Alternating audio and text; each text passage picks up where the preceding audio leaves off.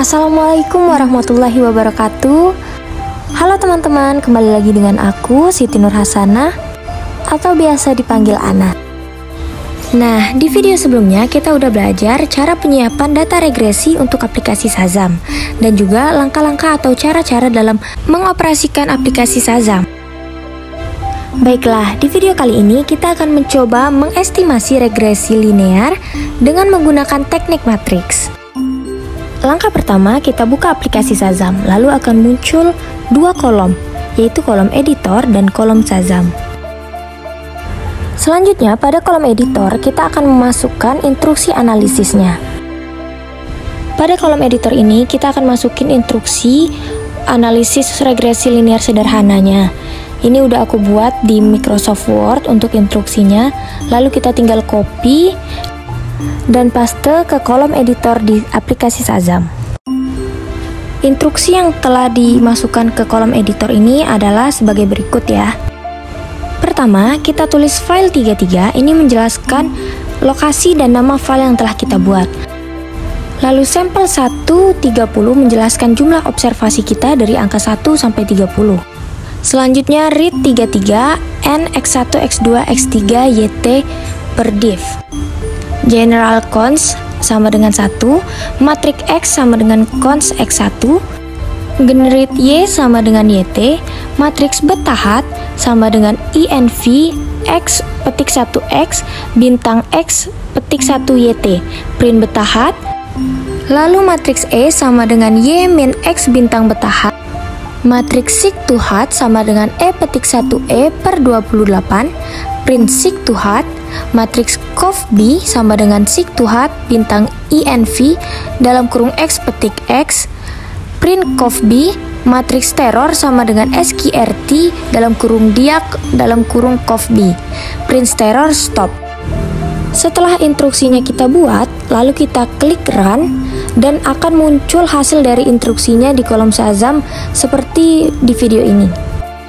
Ini merupakan hasil output dari estimasi regresi linear sederhana dengan menggunakan teknik matriks. Bisa dilihat ini ada betahat dan steror. Ini akan kita gunakan untuk menghitung di Excel nanti. Data betahat dan steror ini akan kita pindahkan ke Microsoft Excel terlebih dahulu. Selanjutnya, kita ketik beta dan standar error. Lalu kita kembali ke Shazam untuk mengcopy hasil output betahat dan standar error. Kita copy satu-satu, lalu kita tempel di Microsoft Excel agar bisa ditentukan T hitung dan T tabelnya nanti.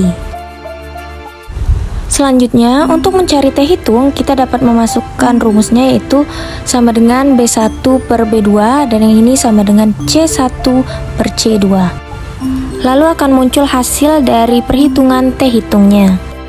Dalam pengujian hipotesis, kita memiliki kriteria pengujian yaitu apabila T hitung lebih kecil dari T tabel, maka terima H0 tolak H1. Dan apabila T hitung lebih besar dari T tabel, maka tolak H0 terima H1. Sekarang kita tinggal mencari T tabelnya. Di sini berjudul T distribution critical value of T. Pada kolom pertama tertulis degree of freedom. Pada kolom kedua, two-tailed test, one-tailed test. Lalu, kolom selanjutnya significant level. Nah, saya sebagai peneliti memberikan batas standar errornya sebesar 5%. Dan untuk degree of freedom kita bisa melihat dengan jumlah observasi dikurang variabel dikurang 1. Sehingga DF-nya adalah 28. Pada baris ke-28, bagian two-tailed test 5%, nilainya adalah 2,048. Sekarang kita sudah punya data lengkap dari T hitung dari variabel-variabel yaitu konstanta dan X1 atau luas lahan dan juga nilai T tabelnya 2,048. Di sini nilai T hitung lebih kecil dari T tabel, berarti terima H0 tolak H1. Kita kembali lagi ke aplikasi Shazam. Untuk regresi linear berganda, kita akan menganalisis ketiga variabelnya yaitu X1, X2, dan X3 ke dalam suatu model.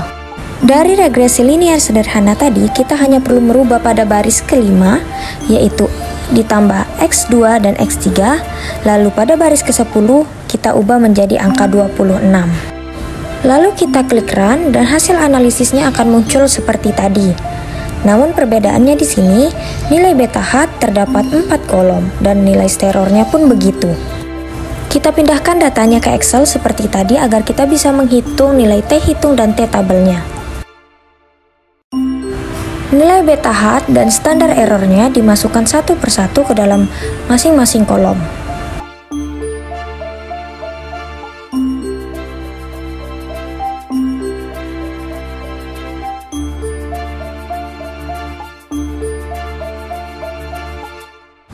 Kemudian kita cari nilai T hitungnya dengan cara B1 per B2, C1 per C2, D1 per D2, dan E1 per D2.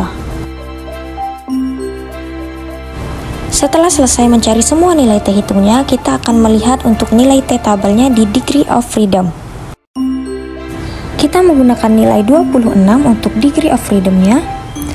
Jadi, untuk angka total test 5%-nya adalah 2,056. Lalu dapat disimpulkan bahwa nilai X1 yaitu min 1,126309 lebih kecil dari 2,056. Maka dapat disimpulkan bahwa luas lahan tidak berpengaruh terhadap jumlah produksi. Selanjutnya, nilai X2 yaitu min 2,19179 lebih kecil dari 2,056, yang berarti modal tidak berpengaruh terhadap jumlah produksi.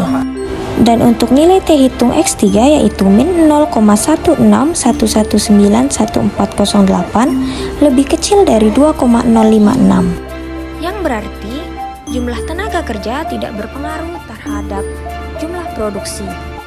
Selanjutnya, untuk penjelasan lembar kerja ketiga, yang pertama adalah tuliskan instruksi Shazamnya dengan menggunakan pendekatan matriks. Dapat dilihat instruksi regresi linear sederhana yang telah kita buat tadi. Lalu untuk soal nomor 2, tuliskan hasil estimasi model regresi sederhana. Di sana juga sudah saya lampirkan hasil dari instruksi yang telah dilakukan tadi.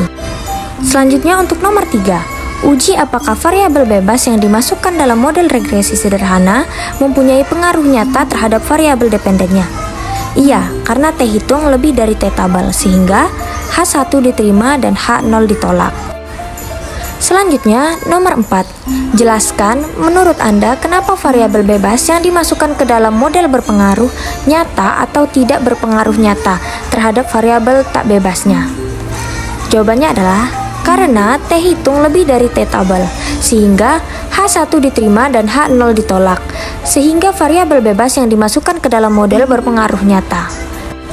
Selanjutnya, nomor 5. Jika Anda tidak puas dengan model sederhana Anda, kemudian Anda memasukkan variabel bebas lainnya, tuliskan model Shazamnya dengan pendekatan matriks. Di sana sudah saya cantumkan instruksi dari regresi berganda yang telah kita coba tadi. Selanjutnya, untuk nomor 6. Tuliskan hasil estimasi model regresi berganda dengan menggunakan pendekatan matriks. Di sana sudah saya cantumkan hasil dari instruksinya.